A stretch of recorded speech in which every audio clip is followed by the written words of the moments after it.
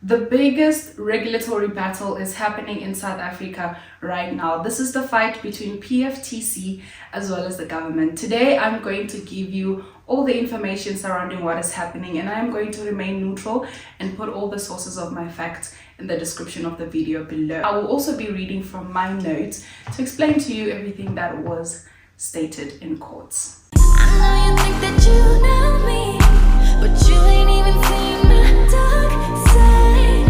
It's reserved for you only, so baby, do it right, do me right.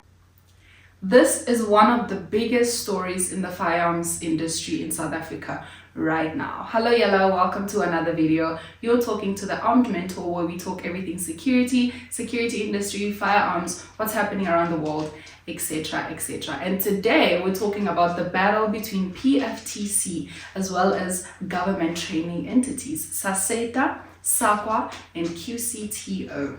Alright, now let's get into the background. The conflict is between SASSETA, PFTC, QCTO, as well as SAQA. The dispute is over who should control firearms qualifications in South Africa and what happens when the current qualifications expire. Now, if you know anything about firearm or firearm training, you know that the process is relatively easy.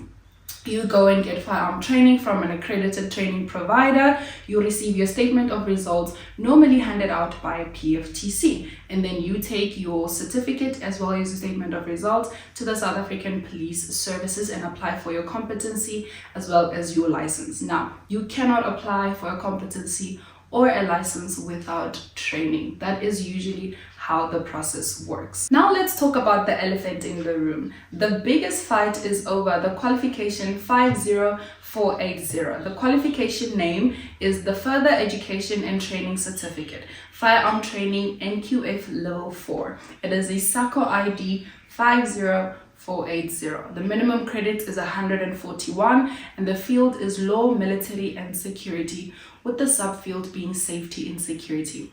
Why it matters. Qualification 50480, which I will now call firearm training, has been recognized as the national standard for firearm training for many years, and it is at the center of the dispute between SASSETA as well as PFTC. Now, this is PFTC's position.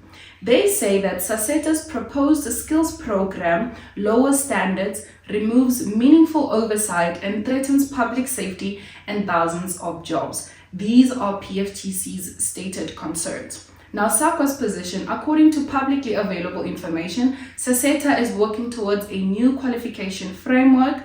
Public responses to all PFTC's allegations are obviously limited. The court cases. PFTC has brought legal action concerning the expiry of qualification 50480, the qualification of firearm training, arguing that allowing it to lapse before a replacement is ready would halt recognized firearm training, and court proceedings have resulted in extensions while long-term solutions are being considered.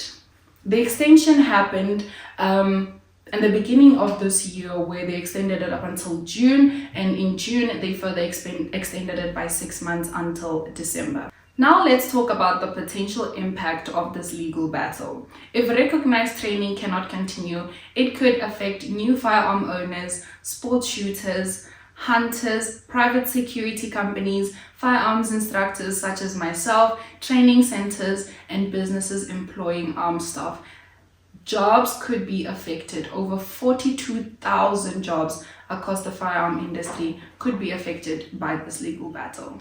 Now, the legal battle between PFTC and the government has been running for several years. Okay, the legal dispute did not begin in 2025 or 2026.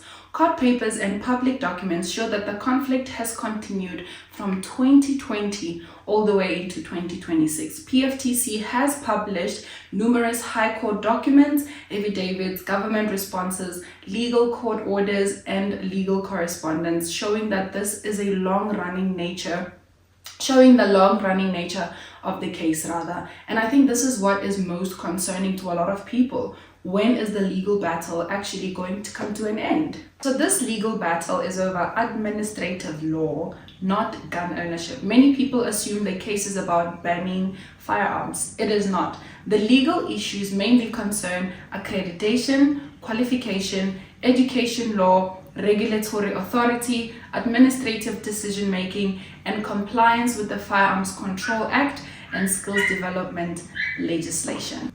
PFTC has publicly argued that uncertainty over training standards could reduce confidence in firearm training, it could create confusion for sub-license applicants, it could affect security industry compliance, ultimately impact public safety if properly trained instructors cannot operate under a clear regulatory framework. Now, for the conclusion of this video, I will now state my opinion. This is just my opinion. This is not fact-based.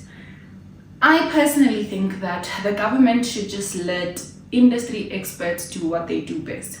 A lot of people have been doing training, have gotten their competencies and licenses with PFTC in charge, and nobody has a single complaint. They are quick, they are regulatory, there is oversight, and as instructors in the field, we are happy with their work. I think that a lot of people were asking if this is maybe about money.